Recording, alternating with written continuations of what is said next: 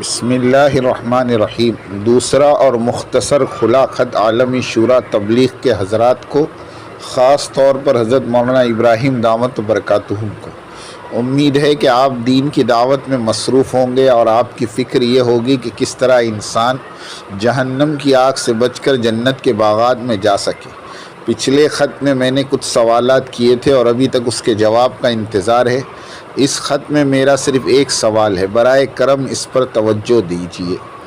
سوال یہ ہے کہ جب آپ لوگوں نے 2015 میں عالمی مرکز نظام الدین چھوڑا تھا تو ہمیں کچھ بیانات اور خطوط موصول ہوئے تھے جن میں کچھ شرائط تھی اور کہا گیا تھا کہ اگر مولانا سعد صاحب ان شرائط کو تسلیم کر لے تو ہم فوراً نظام الدین واپس آ جائیں گے۔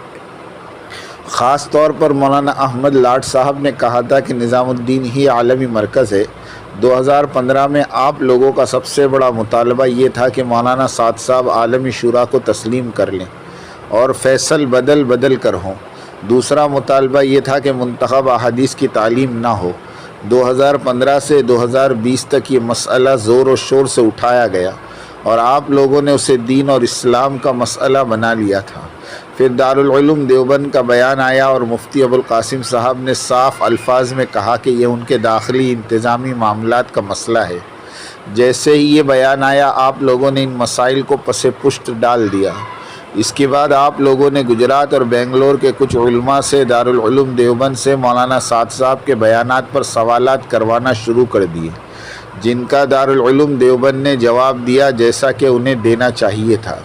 جب مولانا سعد صاحب سے دارالعلوم دیوبند کے فتوے کے بارے میں پوچھا گیا تو انہوں نے قاری طیب صاحب کا جواب دہرایا اور کہا کہ دارالعلوم دیوبند کا فرض ہے کہ وہ جواب دے اور انہیں نصیحت کرے، کیونکہ جو ان سے سوال کیا گیا ہے اسی کے مطابق وہ نصیحت کریں گے۔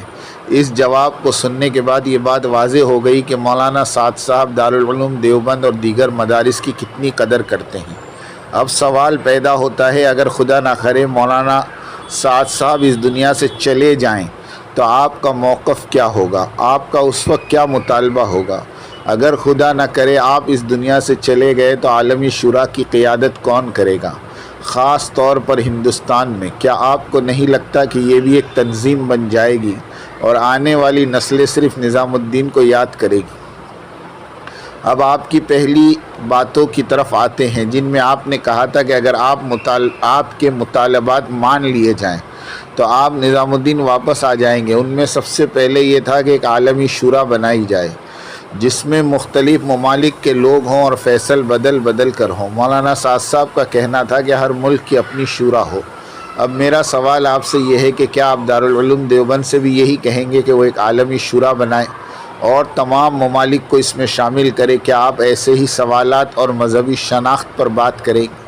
اگر آپ اس سوال کا جواب یہ دیں کہ حضرت مولانا انعام صاحب نے ایک عالمی شورا بنائی تھی جس میں مختلف جگہوں کے لوگ شامل تھے، تو جواب یہ ہے کہ وہ شورا امیر کا انتخاب کرنے کے لیے بنائی گئی تھی اور تقریباً یہ طے ہو چکا تھا کہ مولانا سعد صاحب اور مولانا زبیر صاحب امیر بننے کے ممکنہ امیدوار ہیں۔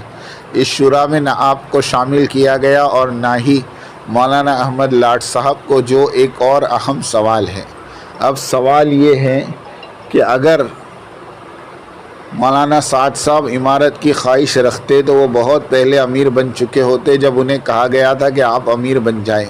ایک سوال یہ بھی اٹھ سکتا ہے کہ شاید آپ میں سے کچھ لوگ عالمی شورا کے رکن بننے کی خواہش میں اس طرف چلے گئے۔ میرا آخری نتیجہ یہ ہے کہ آپ کی الگ جماعت بنانے سے اسلام کو کیا فائدہ ہوا؟ آپ کی الگ جماعت بنانے سے نظام الدین مرکز خالی ہو گیا؟ کیا آپ کی الگ جماعت بنانے سے علماء نظام الدین سے الگ ہو گئے؟ جو میں نظام الدین مرکز میں جا کر دیکھ رہا ہوں وہ یہ ہے کہ علماء کی تعداد بہت زیادہ بڑھ رہی ہے۔ اب علماء 2 سے 3 سال کے لیے آ رہے ہیں۔ دارالعلوم دیوبند، ندوۃ العلماء، مظاہر العلوم کے طلبہ نظام الدین مرکز میں آ رہے ہیں، حتیٰ کہ کچھ علماء جنہیں غلط معلومات ملی تھی وہ بھی اب نظام الدین آ رہے ہیں۔ حال ہی میں جنوبی افریقہ کے عالمی اجتماع میں بہت سے علماء تشریف لائے جن میں میرے بہنوئی مولانا یوسف ندوی دامت برکاتہم بھی شامل تھے جو آسٹریلیا سے آئے ہیں۔ ہم سب دارالعلوم دیوبند، ندوۃ العلماء، مظاہر العلوم سہارنپور، عقل کنواں اور مفتی تقی عثمانی صاحب کے چاہنے والے ہیں۔ بندہ محمد کاشف عبداللہ۔